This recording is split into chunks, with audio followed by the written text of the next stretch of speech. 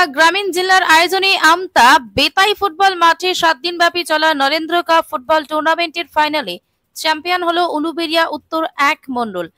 এদিন ফাইনালে 2-0 গোলে শ্যামপুর 5 নম্বর মণ্ডলকে পরাজিত করে বিজয়ী হলেন। মাঠে উপস্থিত থেকে খেলোয়াড়দের শুভেচ্ছা জানান জেলা সভাপতি দেবাশিস সামন্ত এবং জেলা নেতৃত্বের সহকর্মী বৃন্দ ফুটবল প্রেমিকগণ।